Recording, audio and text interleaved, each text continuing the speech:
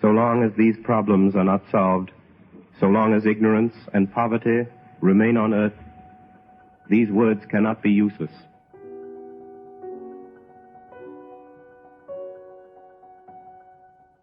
By late spring in 1937, the WPA's Federal Theater Project was under intense scrutiny for staging what some felt to be too many left-leaning labor plays. In Washington, there were rumblings that funds would be cut. At the same time, Orson Welles and John Houseman were rehearsing a production of The Cradle Will Rock, a play written by Marc Bitizstein with deep anti-capitalist themes. The play took place in Steeltown, USA. It followed the efforts of Larry Foreman to unionize the town's workers and combat the wicked, greedy businessman, Mr. Mister, who controls the town's factory, press, church, and social organizations. Less than 3 weeks before the play was set to be opened on June 23rd, the WPA temporarily shut down the project. Welles flew to Washington to argue his case. He failed. Next, he threatened to open the play himself. The government's response was severe. A dozen uniformed guards took over the building in force. Project members arriving to sign in found their theater sealed and dark. The guards stood in front of the house and at the box office. They also hovered in the alley outside the dressing rooms with orders to see that no government property was used or removed. On June 23rd, John Houseman cleverly discovered an out. As U.S. citizens, the actors were free to enter whatever theater they wished as audience members and rise from their seats on cue and speak their lines in the aisles, so long as they were not on stage. 3 hours before the scheduled 8 p.m. curtain time, the Venice Theater on Park Row, not far from City Hall, was selected. The entire throng of audience, press, and actors moved across town. The Cradle Will Rock played in the aisles. Bitizstein played his music from a rinky-tink piano that Houseman secured. It was a rousing success. But the next day, everyone was fired. They had, however, made front-page headlines. A few days later, Welles and Houseman were talking. Welles said, "Why the hell don't we start our own theater?" They just needed an on-the-air guinea pig to take the risk. These words set forth the soul and spirit of one of the world's great literary masterpieces, Les Miserables. Out of the depths of his pity for suffering mankind, Victor Hugo drew a compelling story, one that will live so long as bewildered humanity shall continue to grope toward the light. Tonight, WOR and the Mutual Network bring you the first of 7 broadcasts based on this great novel. Each episode will depict some vital development in the epic of Jean Valjean. Orson Welles, author, director, and actor, has assembled a notable cast and offers an interpretation created specifically for radio presentation. Mr. Welles will play the role of Jean Valjean, and those sections of the book itself, which in running narrative bind together the dramatic episodes, will also be read by him. Les Miserables begins. On Friday, July 23rd, 1937 at 10 p.m., on the Mutual Broadcasting System's flagship station, WOR, in New York, a 7-part adaptation of Victor Hugo's famed novel, Les Miserables, debuted. It was written by, directed by, and starred Orson Welles. The production also marked the radio debut of the Mercury Theater troupe.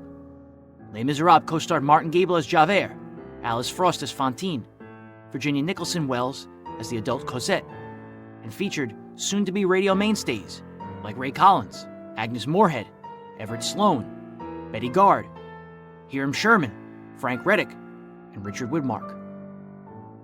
It was considered at the time to be one of the finest dramatic anthologies ever produced.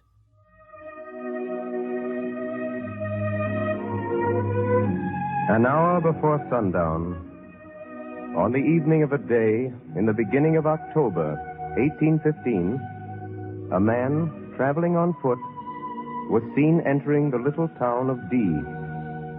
Nobody knew him. He looked ragged and mean. He must have come far that day, for he looked weary. The traveler went first to the mayor's office with his passport, and then turned his steps toward the inn. A man who wants food and a bed. One moment, monsieur. Good evening. Is dinner ready? Monsieur, I'm sorry. I cannot receive you. Are you afraid I won't pay you? I have money. I'll pay in advance. I have no room. Well, then, put me in the stable. I'll pay you. I'm sorry. Well, the attic or a corner of the kitchen. I must have lodging. We'll see after dinner. I can't give you dinner. But I'm hungry. I've been walking since sunrise. 12 leagues. I'm hungry. Get out. What do you mean? You heard me. Get out. But I don't understand. Monsieur, I suspected something when I saw you go into the mayor's office. So I sent my boy across to find out. Monsieur, shall I tell you your name? Oh. So you know.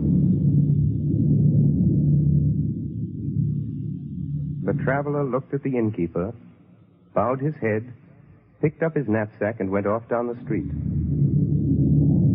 If he had turned, he would have seen the innkeeper in his doorway, pointing him out as he went, to the guests of the inn and to the passers-by. Night came on. It had begun to rain. He passed the prison. Mr. Turnkey! Mr. Turnkey! Well, what is it? Mr. Turnkey, your pardon. Will you let me stay here tonight? This is a jail, not a tavern. Get yourself arrested. The traveler did not know the streets. He walked at random. He came to the prefecture, and then to the seminary. As he passed the cathedral square, he shook his fist at the church. Then he stopped at a stone bench in a bishop's street and lay down there, hoping for sleep.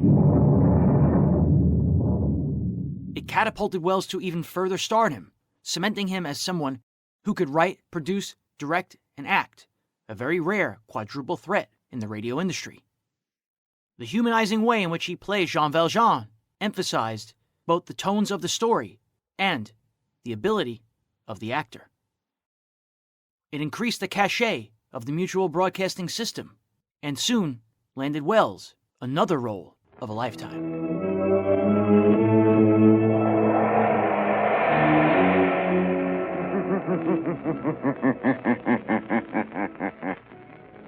The shadow knows.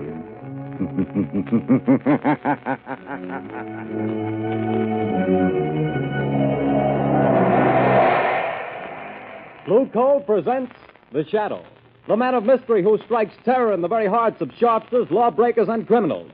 Today, the Temple Bells of Lebanon.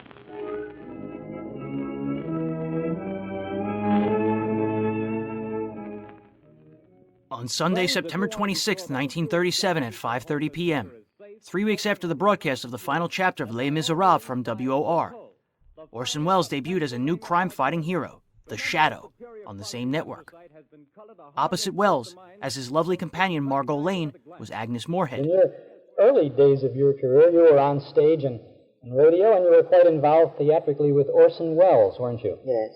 You were a member of the Mercury Theater Group? I was one of the founders of the Mercury Group. Joe Cotton and Orson Welles and I founded the Mercury Theater. The three of you? Yes. And how long was the Mercury Theater on Broadway? Well, we started in 1934 and 1935, and around about 1938, 1937, 1938, Orson left Broadway and came out to the coast.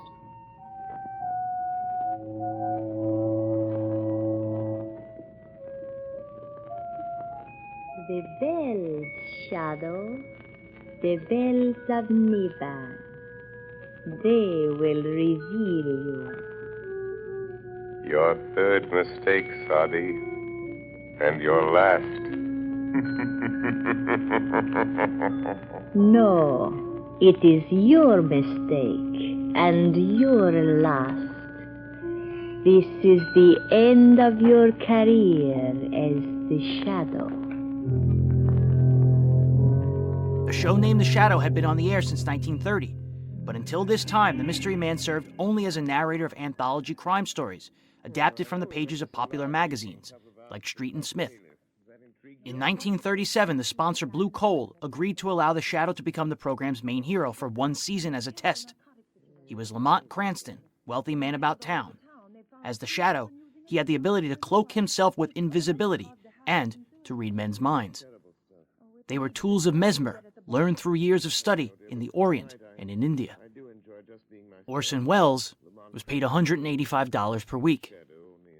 By this time, he was appearing on every network and was so busy with theater projects, he had it written into his contracts that he required no rehearsal. He often didn't know how he'd get out of the weekly jam until he read it on the air. Thing would be most apropos would be The Shadow, which you did on radio. Yep. The Shadow, remember that One of the series? things Now, in those days, it was interesting. The shows were live on radio, most of them. Some of them were transcribed. No, network shows had to be live But they by weren't. law. Right. The only transcribed shows were syndicated shows and local ones. And you would play like maybe 5, 6, or 7 different shows, like in New York City, playing different characters on each one, right? Yes, and I found out that you can hire an ambulance in New York without being sick. Now, I didn't know that. So I used to go from CBS to NBC and back again in an ambulance so I could get through the traffic in order to get from one soap opera to another, you know? And I wouldn't know what I was going to play. They'd hold an elevator open for me. I'd come in. They'd say, Studio 3. I'd go into Studio 3. They'd hand me a piece of paper. I'd say, what is it? And they'd say, 70-year-old Chinaman. And we're on the air. I didn't know how it turned out, what happened, anything. I was a 70-year-old And you Chinaman. just go right in we're for it. talking about first readings. That's radio reading. And, of course, radio actors like myself, that first reading is the best one. Well, Margot, we'll make this a large evening, a couple of hours at the Club Caliph. Does that intrigue you? Lovely, but not too late. I have an appointment at 10 in the morning at the Women's Club. They're trying to get some action on this terrible narcotic situation. Yes, I read about that. The stuff's being peddled all over town. They've found school children using it, society women. Why, it's already caused a half dozen suicides. Yes, I know. It's terrible stuff. Oh, it needs the Shadow to get at the bottom of it. Yes, I know, dear. The results were dramatic. I do enjoy This particular excerpt is from the October 24th, 1937 episode, The Temple Bells of Nebi. In this episode, the Shadow meets an Indian woman capable of using the same powers. She knows his identity. She is the niece of the man who trained him, now turned to the dark side. You know, there's the place just there. Club Caliph, driver. Yes, sir. Lamont, you are going to do something about it. You've started already. Perhaps. A blizzard of fan mail came into the Mutual Broadcasting System's WOR offices. Shadow fan clubs sprang up across the country. Wells would occasionally appear at stores and social functions, donning a black cape, hat, and mask for special occasions. From the series premiere until March 20th, 1938, Wells and Agnes Moorehead performed to rave reviews. And now, ladies and gentlemen, that interesting message we promised you. The part of Lamont Cranston and the Shadow has been played by one of the most distinguished figures in the theater today, Mr. Orson Welles, famous for his production of Shakespeare in modern dress, a director of the Mercury Theater, producer of Broadway hits like Julius Caesar and The Shoemaker's Holiday. Mr. Welles, still a very young man, is making for himself a unique place in the field of dramatic art. We have been indeed fortunate in having Mr. Welles on our Shadow programs. Now, I know all of you would like to hear a few words from Mr. Welles. Good evening, ladies and gentlemen. Words can hardly express my great enjoyment in doing this program for you. And now, before I leave you, I want to thank our sponsors, Blue Coal, for giving me the opportunity of doing this show. I want to thank our cast for the wonderful work they've done throughout our entire season. And above all, I want to thank you, our listeners, for your loyalty. We all hope you've enjoyed listening to the shows as much as we have playing them. You know, in the theater, we can see our audience. We're able to tell how well we're received by the applause we get. But unfortunately, we have no way of knowing how much you've enjoyed us over the air. Wait, Orson, may I make a suggestion? Certainly, Agnes Moorehead, or should I say Margot Lane. There is a way. If you've enjoyed this program and would like to let Mr. Wells and all of us know about it, simply phone your nearest Blue Coal dealer and tell him so tomorrow morning. Tell him how much you've enjoyed the adventures of the Shadow. A very fine idea, Agnes. And now, ladies and gentlemen, good night and goodbye. Thank you, Mr. Wells. And let's all take Agnes Moorehead's suggestion and give the cast the volume of applause they deserve. Phone your nearest blue coal dealer tomorrow morning. Tell him how much you've enjoyed the adventure. After March 20th, Orson Welles recorded a new Shadow broadcast for syndication, but he would be heading back to CBS for a new project and taking the Mercury Theater with him.